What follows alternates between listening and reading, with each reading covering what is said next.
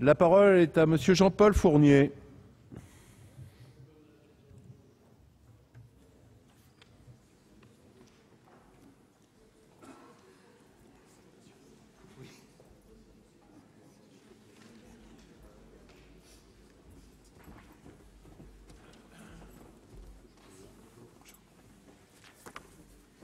Bien, Monsieur le Président, Monsieur le Ministre, mes chers collègues, je suis satisfait en tant que maire de Nîmes, commune qui a enregistré en 2014 548 mariages, de pouvoir donner mon éclairage dans le cadre de cette discussion, même si beaucoup de choses ont été dites par mes collègues.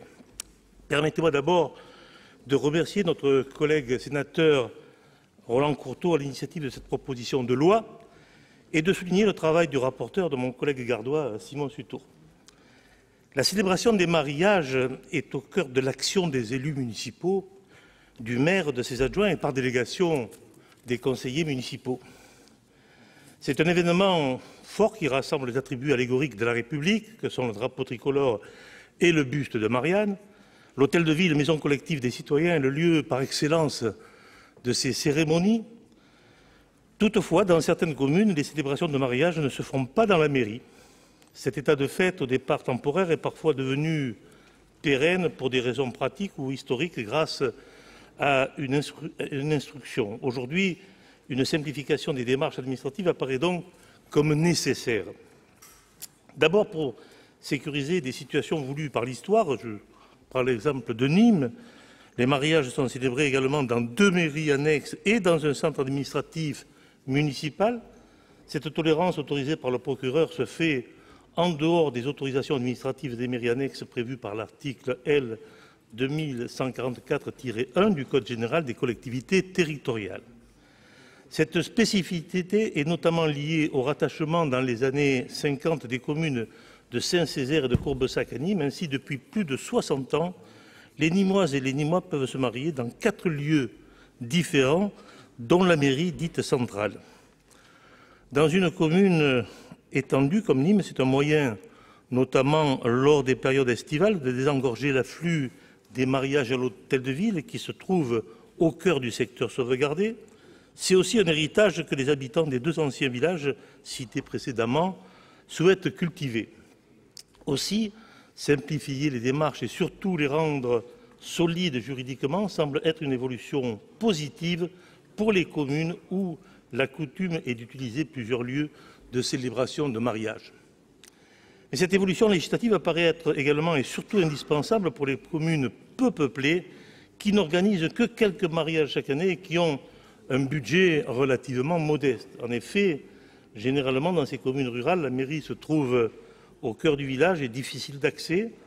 Parallèlement, je l'ai remarqué dans mes déplacements sénatoriaux, la salle des mariages qui se situe bien souvent à l'étage est aussi utilisée comme salle du conseil municipal.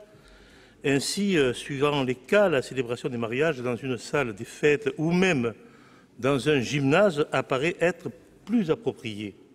Cette démarche est d'autant plus nécessaire que, d'une part, les mairies sont installées dans des bâtiments classés ou répertoriés dans lesquels les réalisations d'une rampe d'accès ou d'un ascenseur est quasiment impossible, et d'autre part, les maires et leur conseil municipal ne disposent que de budgets contraints, rendus encore plus compliqués à établir avec la baisse conséquente de la DGF et la mise en place des rythmes scolaires voulus par le gouvernement. Il faudra cependant veiller à bien cadrer cette évolution. En effet, le lieu de substitution ne doit pas être une salle des mariages, pardonnez-moi l'expression, au rabais. Elle doit avoir, à mon sens, tous les emblèmes de la République, ce que j'ai énuméré au début de mes propos. Dans un mariage républicain, la valeur des symboles est forte, d'où l'importance d'un contrôle du procureur dans l'affectation de ces lieux. Les moyens doivent pouvoir retrouver les mêmes références que dans leur hôtel de ville. Parallèlement, il faut permettre aux communes, quand cela est possible, de pouvoir proposer en même temps plusieurs lieux de célébration pour un mariage et savoir à la mairie et avoir une salle dédiée. Par exemple, à Nîmes, nous sommes en train de réfléchir à la création d'un lieu spécifique pour permettre à certains moments d'éviter la présence des cortèges aux abords de l'hôtel de ville, notamment lors des férias ou pendant des jours d'affluence commerciale. Je tiens toutefois à préciser que les citoyens restent attachés à leur mairie centrale. Pour cela, Ils adaptent leur calendrier aux disponibilités de la salle des mariages à l'hôtel de ville. Sur les 548 mariages contractés l'an dernier à Nîmes, 429 ont été à l'hôtel de ville. Monsieur le Président, Monsieur le Ministre, mes chers collègues, le groupe UMP soutiendra sans réserve cette proposition. D'ailleurs, notre collègue Philippe Nachbar a récemment déposé une proposition de loi dans ce sens. Cette évolution législative est sans nul doute un moyen de faciliter l'action des petites communes, de leurs élus et surtout de leurs maires. En saisissant de cette question, je pense que le Sénat, représentant constitutionnel des collectivités territoriales, est pleinement dans son rôle. Je vous remercie. Merci, Monsieur Jean-Paul Fournier. La discussion.